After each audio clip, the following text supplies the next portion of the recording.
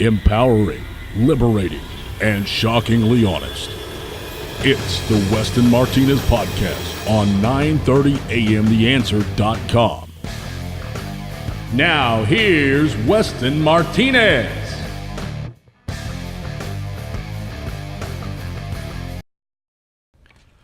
Good evening. Thanks for joining us. Today as we talk about what's happening surrounding the presidential debate going on tonight, one of the topics that's really been brought to the forefront in Boulder, Colorado is the topic of immigration. This last week, Hispanic leaders from around the country met in Boulder, Colorado. I was unable to attend. I heard about the meeting, but I had family commitments that come first. So I did not attend that meeting, but I've seen some of the reports that came out of the meeting, and it's very interesting that you have a group of individuals that have come together the day before the presidential debate happening on the GOP side, and prior to the meeting, they trumpeted out the fact that they were going to call out people running for president that they would never support, and that they would also call out those people that they were looking at. And they were also going to talk about immigration policy and what was happening. And as I read this and as the story unfolded last week, and I think it broke in the New York Times at first, but as it unfolded, what I saw happening is unfortunately what happens on a regular basis. You've got a group of individuals that are trying to make themselves relevant on a subject and topic that they wish they had control over, but they don't have the control over it. And it appears that they're looking for a much more moderate solution, a much more liberal solution to the immigration program. And, we also saw the nod this week, I think indirectly, maybe in a coordinated effort from one of the congressmen here in Texas, Joaquin Castro, where he wants to get the word alien pulled out of our immigration policy. So if we have someone that is here, I guess they would no longer be an illegal alien. I guess they'd be an illegal something else. And that's what he wants to do. And it's very interesting that we have Hispanic leaders on both sides of the ball trying to control something and not doing it in the right way. Now, the more interesting thing is that now that this meeting took place yesterday with different leaders that came around the country, it's very interesting that now what they're talking about is they didn't come out and name any names. They didn't come out and say they don't like this and that. They did come out and they did everything but say Donald Trump's name. One of the people that's the leaders that was part of the organizers of this, she made a comment that she was not going to dirty her mouth by even saying the person's name out of her mouth. Ladies and gentlemen, here's somebody that says they're a national leader on a subject and they're not going to name names. Come on.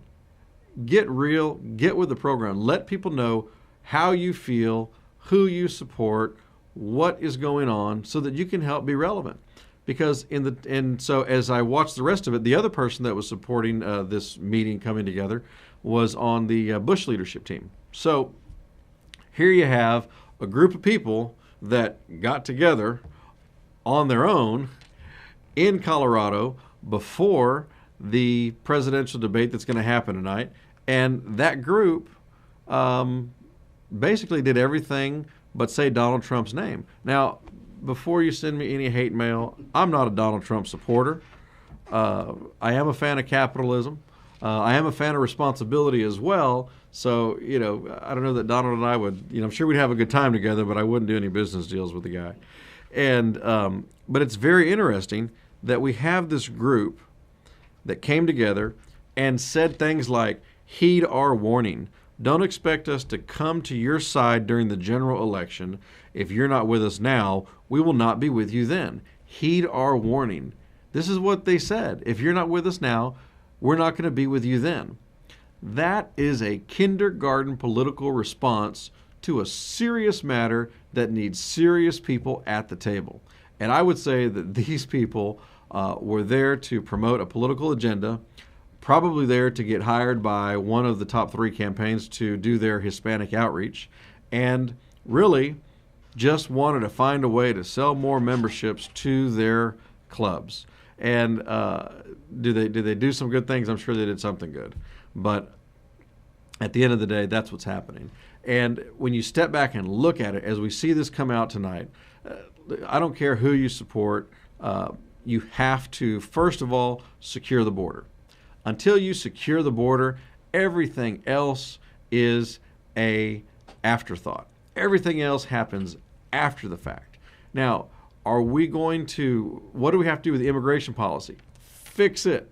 I had one person tell me, they said, do you know why we have 13 million illegal aliens in the United States of America? Because there's no legal way for them to be here. I thought to myself, given the fact how Obamacare rolled out, and given the fact that we couldn't get water to the Superdome with FEMA for 7 days, I kind of tend to agree with them. And now we've got the reports of more tunnels being found between the United States and Mexico. They found one this week that they project has been used just to rail car tons and tons of drugs from Mexico to the United States of America. In fact, if you go and do a Google search on it, this new tunnel that they found even has information on there, plans, documents, blueprints, but it's got a rail car system in there. Ladies and gentlemen, these folks aren't walking through the desert at night carrying a kilo of cocaine on their back. They have a sophisticated solution to our problem. They have really, literally gone underground. And so we have to make sure that we have a candidate that has the political poise to move the immigration conversation forward. We have to fix the immigration system, but we can't do it without securing the border. We can't do it without fixing immigration.